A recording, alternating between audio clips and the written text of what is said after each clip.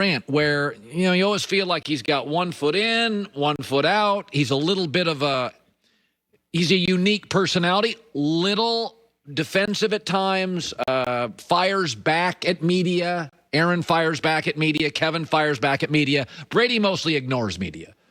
I mean, he really just, Steph ignores media. Harden mostly ignores media. So, it's funny, like Aaron wants to be treated a certain way, and Kevin Durant wanted to be treated a certain way. And Kevin didn't like the way Steph Curry was treated in Golden State. He felt Steph was treated better than Kevin was. So Bob Myers was the GM, and he once made this comment about Steph Curry at a press conference. And then I heard you tell Kevin Durant he can have whatever contract he wants next year. Yeah, that was just for the media. He can't have anything. Lucky enough to kind of fall into a player like that in my position. I think you owe it to them to try to win, right? Those people don't come along too often with that kind of talent that he obviously has. So it's something we're constantly looking at, Anthony, and certainly we'll try and do. We want to win. So what he's basically saying is guys like Steph don't show up very often. That's the press conference, not the first one. That's the press conference. So when you get him, you got to treat him well. And Aaron's thinking, you got to treat me well. But then let's play the other soundbite. Bob Myers also said this at a championship celebration in front of Kevin Durant, and it did not play well. And then I heard you tell Kevin Durant he can have whatever contract he wants next year. Yeah, that was just for the media. He can't have anything like that at all. Mid-level. Yeah, mid-level, behind closed doors. Because I think last year he told Steph he could have any contract he wants, too. Yeah. So, well, yeah, that was different. He's been here from the run, the way before days. He's earned it.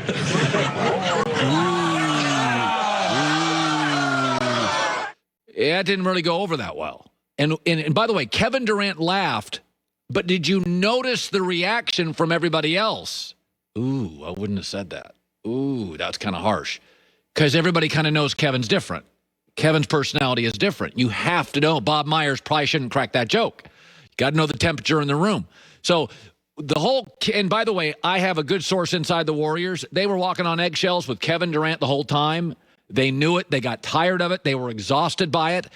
But they won championships with it. But they always knew this was Kevin Durant's personality. You had to kind of walk on eggshells with Kevin Durant. He was offended by Draymond. He'd be offended by Kerr. He'd be offended by the media. He'd be offended by Bob Myers. That was his personality. And eventually, the Warriors just, they were exhausted from dealing with it. I think Green Bay's a little exhausted of Aaron Rodgers. And I'm not saying that Bob Myers should have said that, and I'm not saying the Packers aren't at fault, but I do think Kevin Durant is a lot. He's a lot.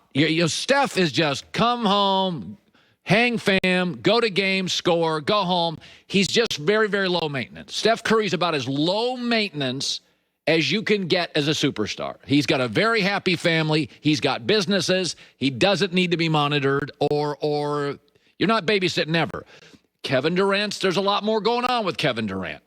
And I think with Aaron Rodgers, Brady, not a lot of babysitting. He's got a very big, robust family. He's got a robust business. Not a lot of babysitting with Tom.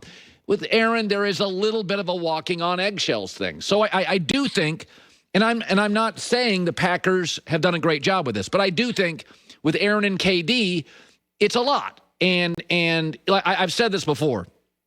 I can't. One of my only rules in this business is, my guest bookers, just bring on people who are good, they're verbal, they can talk, they can handle it. Don't bring on a lot of people under 25 years old and put them on a national show. They're not ready for it. It's too much. Like, give me guests who have talked on shows before and they can spar with me and give me crap. I wouldn't be great dealing with Aaron or Kevin's personality. I wouldn't as a GM. I'd be poor. I'd be like, get over it. Like, I've said that one of my kids is a little more sensitive. I'm like, you're not a victim. Let's go. It doesn't work all the time. So I know that I am not capable of dealing with somebody who's super sensitive. I'm too blunt. I'm too harsh. I'm too direct. I would struggle. So therefore, if I was in Green Bay, after 16 years of Aaron, I'd be worn out. I'd be like, get over it. We're not going to tell you everything. I, in San Francisco, would have been worn out from KD. I'd be like, you're a grown-up. You have $150 million. Get over it. We don't have to babysit Clay or Steph. I don't want to babysit you. But then you lose him. Then you lose a KD. And then you lose an Aaron Rodgers. So it's a game you have to play. And to be a general manager, you've got to be capable of dealing with a bunch of different personalities. And Golden State just didn't want to deal with KD anymore, and he left. And I think Green Bay is tired of dealing with Aaron Rodgers, and he's about to leave. Let's bring on Antoine Walker. 12 years in the NBA, a champion, Celtics, Heat, Mavs, a lot of teams joining us now live. 3-time All-Star. By the way, we watched the Russell Westbrook stuff, and, fans can be jerks. You played for years and years on championship teams. You played in Boston and Miami, especially Boston. That's an intense sports environment. Antoine, did you ever have to deal with unruly fans? And if so, how'd you handle them? You definitely had to deal with it. Philly is one of those places where you had to deal with unruly fans, and you had to be prepared for them to talk trash, to say things that are going to be disrespectful. But you got to have thick skin. I would say there, maybe in New York as well. And then I played in Boston where fans are really tough too. And I've heard fans give other players on other teams a tough time. It's difficult, but you can't cross the line. I don't think you can accept someone throwing popcorn, someone hitting you, throwing you with anything. But you should be able to say what you want to say. I know some things are going to be offensive, but this talking part doesn't bother me. But when you start to throw things at me and that thing, I have to respond to that. And so I understood why Westbrook wanted to respond. And it's unfortunate that fans are like that, but it's part of the game. But this makes the game great, is the fans being able to go out and give guys stuff. And it's a different playoffs. It's a different thing now when you see the fans back in the arena now. So I think all that stuff plays a part. But for some odd reason, it happens to Westbrook a little bit more than others. Okay, so the Clippers lost both their home games. That series feels over to me. It's interesting, Antoine. I said this yesterday, is that nobody ever loves the Clippers. So when Paul George and Kawhi both loved them, showed them love, they just said, get over here. We'll take you. I don't think they considered a leadership, the leadership stuff. They just finally two really good players wanted to be Clippers, and they were like, come on board. The Lakers have been successful forever. A lot of people want to play for the Lakers, but they tend to choose the right superstar who can be great and lead at the same time. And I look at the Clippers and I'm like, I know they have talent. Who's the leader? That's what I see. What do you see when you look at this team that's kind of fallen apart?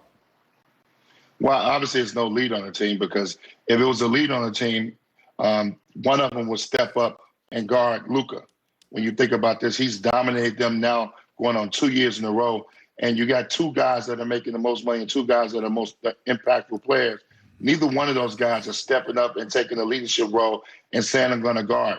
I come from an era of older players and watching Michael and Scotty and living in Chicago, where those guys took the responsibility of guarding the best player on the floor. So it's disheartening to see those guys not step up and take that responsibility. You got Patrick Beverly, you got Rondo, you got Reggie Jackson. These guys trying to guard Luka, and he's having a field day with them. When is Paul George and Kawhi Leonard going to step up? Or even more so, when is T. Lue and that coaching staff going to make one of those guys guard him consistently or take turns? A guy that handles the ball so much. So I'm disappointed in what I'm seeing from those two stars. And Luka's having his way and having a field day and has a great chance of winning this series now.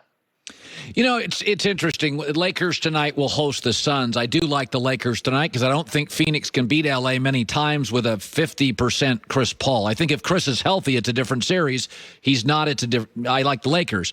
But it's interesting with Anthony Davis is that unlike a lot of great players who are self-motivated, I always feel with AD, he's got to be kind of pushed. Like he played great in Game 2 because everybody called him soft after Game 1. And, you played with a lot of great players. How many of them are self-motivated and how many of them are like AD? You kind of get, some nights they're in the mood and some nights they're not. Well, some guys got to play with a LeBron James and got to play with, big-time superstars because they cannot handle their responsibility. I think with AD, if you really look at it, he had a championship hangover. He didn't come into the season in the best shape. He ended up getting an injury that kept him out for a while, and he's behind the 8 ball. And you can see that in his play. Even when he came back at the end of the season, he was just not the same. As the Lakers continue to grow in his playoffs, he'll get better. His performances will get better. And he understands the work that you need to put in consistently to be at this level. you're a championship. You're a championship level. LeBron James is trying to win nothing but championships over these next couple of years. And AD, now he understands that. It's just a little championship hangover. I think he